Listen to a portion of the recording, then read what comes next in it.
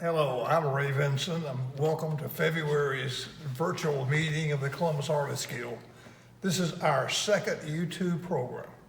The first one in January featured Steve Boykin in studio, and tonight's show will feature Heritage Art Center's owner, Karen Renee. You can watch January's meeting anytime by searching on YouTube for Columbus Artists Guild meeting that was uploaded in January. You will receive an email on February 25th with a link to the February show.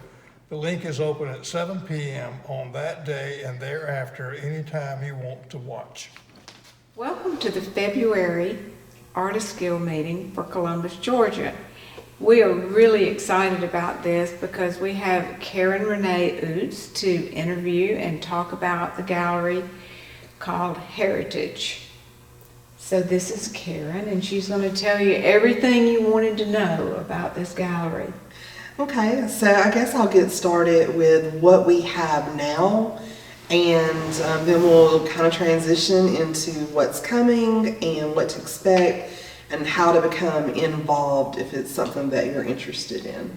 Great. And so currently we have our 541 gallery open. The 541 gallery is adjacent to what will become our main building. So it's all the buildings, there's 3 total, are in the historic district in Columbus. And 541, right now we host 15 different local artists. We're open from Wednesday through Saturday. Wednesday through Friday is 12 to 6, and Saturday is 12 to 4. And anyone can come in, they can shop or whatever during those times. The way that it works is that we lease gallery space. The selections are adjourned, so you have to be chosen. You have to apply to be shown here to make sure that your work is on brand or it's the styling that we're looking for. Some other things that we have going on in 541 is that it can be leased for pop-up space, or if you want to host your own art show, things of that nature. So we give you a place to do that here. I'll say that I did that a few months ago, and it was wonderful. I had the whole gallery just set up any way I wanted to, and I had a ton of Christmas art, and it was a very friendly, wonderful atmosphere, and I had several guests. People still aren't getting out as much, but it was a very good experience. Yeah, and that's one thing that I really like is the personalization of it. Like you said, you were able to set it up, how you wanted. It was your art, and you could, do your own invite list, which we also posted it on the page so others from the community could come in. Another thing that we can do is people can host workshops or classes here if they would like to do that as well. So say you have a special little skill or talent and you want to do that, you can host that here. So anything that is studio, art related, art sales, you have the ability to do that here, and it doesn't have to be within my hours. You can do that on your own at any time. That's very nice, yeah. This is a great space, and it would make a really lovely spot for the pop-ups from now on. I mean, it's just the right size. Right. So that was something whenever we were designing it that I wanted to keep in mind. Actually, more for a learning environment or a learning space. I was previously an art teacher, and so I think that art education, things like that, they're incredibly important. And so I wanted to have that environment, and that's why everything in here is open the way that it is, so that you have a space to sort of make it your own. It's DIY, whatever you want it to be. Right. Well, this gallery will remain open even after the other one opened. Okay, so we have some things in the works with this gallery. It will not be a gallery once the other one opens. There wouldn't be a point in having two. So we have some special things in the works that I don't want to delve into too much right now. We'll keep it a secret, but we have some some special things coming once the main gallery is open for this space. Great, yes, I can imagine a lot of activities that could take place here. Yes, ma'am. So your other building is real close to where we're sitting right now. Yes. You've been working on that for a while. I think we've been working on it for about 18 months. So we've had some different hurdles along the way that held up progress a little more than we would like, but we feel that all of that is behind us now, and we have been working tirelessly on it. So it is coming to a close now. We're finishing in our studio building. When I say we, I mean me, I'm so proud of this. We're finishing the sheetrock right now and getting that prepped and ready to start paint in the private studios. And then we'll move on to the closing out and the finishing of the main facility. The main facility will have the capability to host over 150 artists. Oh, wow. Yeah, it's over 4,000 square feet, just the gallery portion of it. Oh, wow. That is tremendous. That's probably the biggest one I know of right now. Yeah, it's really exciting, and it's this really cool warehouse that we demoed, and we've tried to keep it in its historical content as much as possible, and just add a couple of really interesting, little flares and things like that for the gallery. So it is wonderful to think of having a private studio or a place to do your artwork. So how many private studios will you have? Okay, so I will have 10 private studios. So they're all approximately 100 square feet. Some of them are a little bigger than that. They're the sizes of a nice sized bedroom. So anyway, so yeah, we'll have 10 of those available. And we have a lot of different amenities that are included with the rental of those. So you won't have to pay separately for your power, your water, your internet, those sort of things. We also, what I'm really excited about, I keep mentioning, that we have all of this here. So we're on about an acre of green space. So people would also have the opportunity to work outside in the green space if need be, if they had a need for that, when they've rented a studio. So that's something that gives them just a little extra. So the studios are also 24/7 access. So I think a lot of creatives feel more creative in the evening and at night. So I wanted to make sure that those needs were addressed as well. So just pop in, Anytime. Yeah. You can paint at 1 a.m. if you want to. if you want to.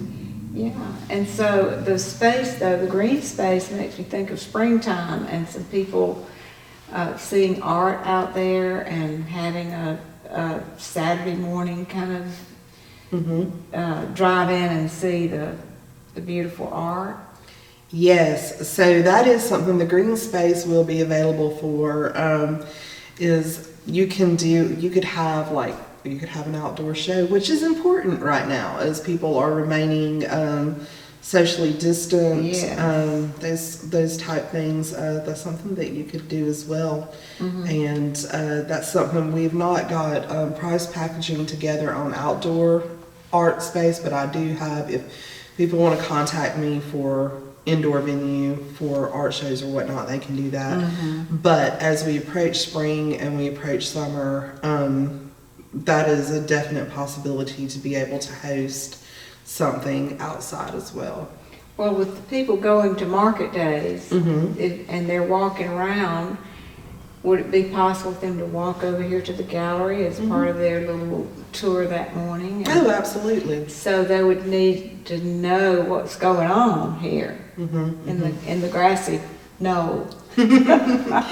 So yeah, that's a possibility. Like for example, where we're at now, like I said, that opens at 12, so it would be on the end of their, their Saturday art walk. But then, once the main building is open, our Saturday hours will be earlier in the day.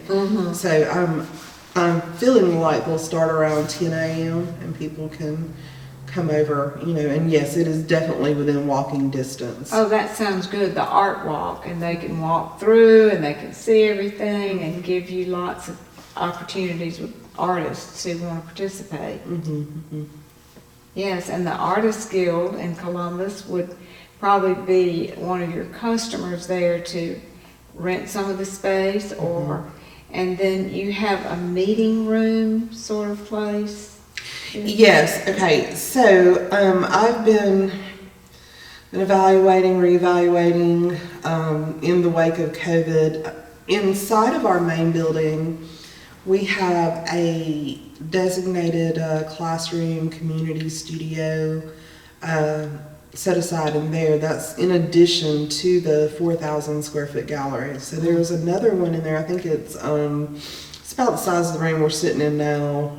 It's a little smaller, but that is in flux how I want to use that in COVID, but it will be whatever is decided, it will be for community usage. So there may be a classroom in there may be a meeting space in there, it may serve double duty as either or. So that's something that I'm still evaluating and trying to figure out the best way to move forward with use that. that. Well, you have equipment like, the library has a screen and you can show a slideshow and so forth with the media. So what is that plan? Okay, so with that, that's going to be an area that we're going to grow into. That is not something in our first few months of opening that we will have available. We're doing all of this ourselves. It's an artist co-op, so it depends on membership dues and things of that nature to run it. So it'll take just a little bit of time before we can add those types of amenities, but that is something that definitely will be addressed in the future. Do you think you'll have regular classes offered for children or Yes. in the different mediums that people paint with? And like every week you go at 2 o'clock if you want to do so and so. So we're right now. I don't want to give too much away on that. At this moment, but there are definitely some programs that people are going to want to be on the lookout for. And perhaps like you and I could do a follow-up video on how people can become involved in that. Yes, that sounds good. But you could host an artist workshop that would last 2 or 3 days in your new space. And that would be really good. I know they have them around town from time to time at the Bartlett Studio and other places. And this would be just another exciting opportunity.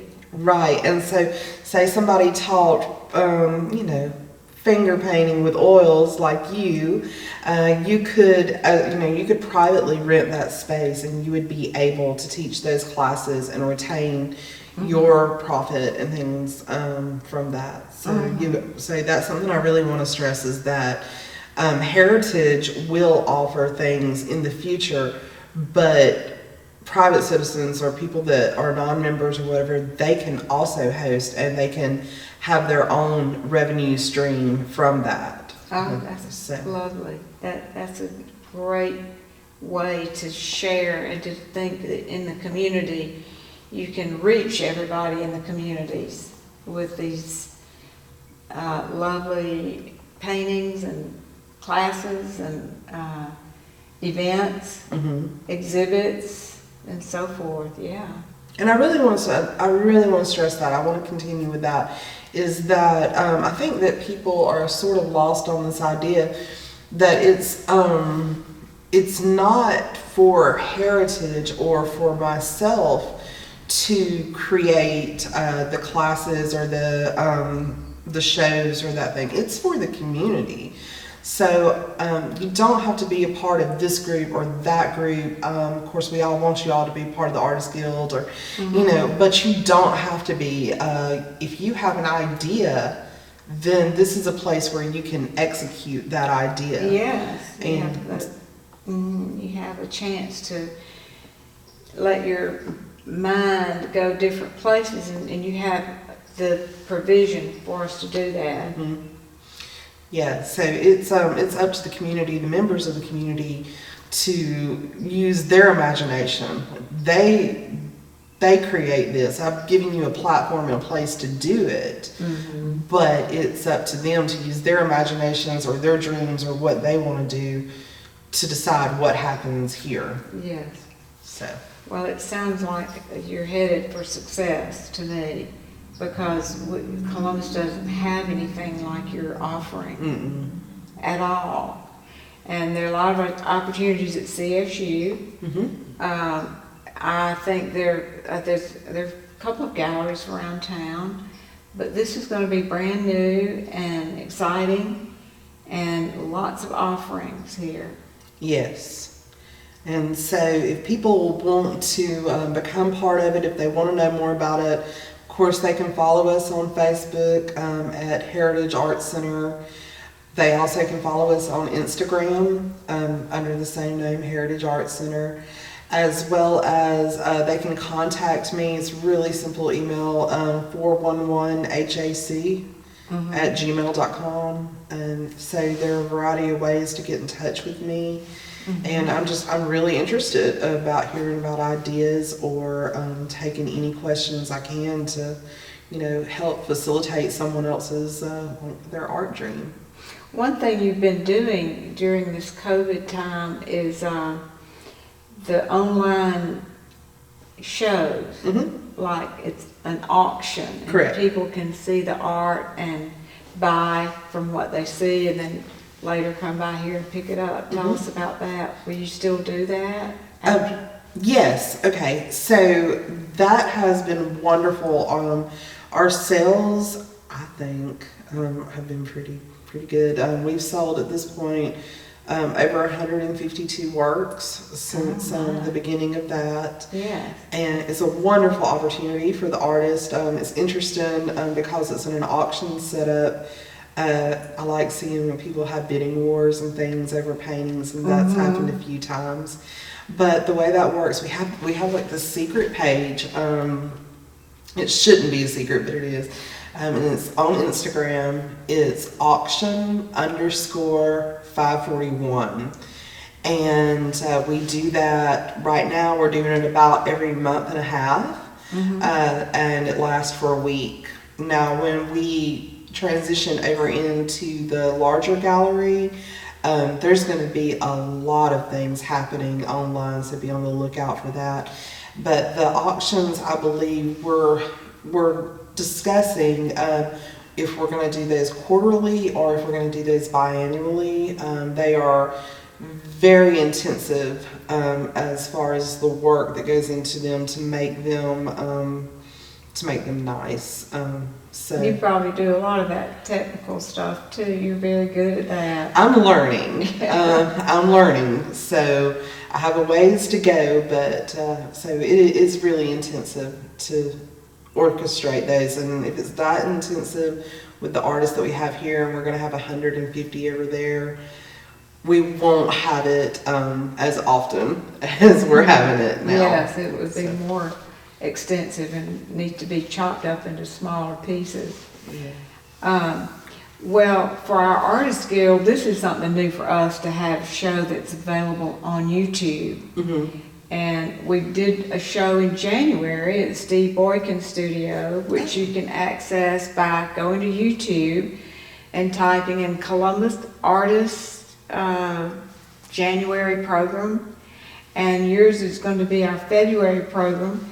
You're going to air on the 4th Thursday at 7 p.m. Okay. And then following that, you can access your program anytime. So you can tell people to watch our YouTube video, and you explain a lot of things if they have questions.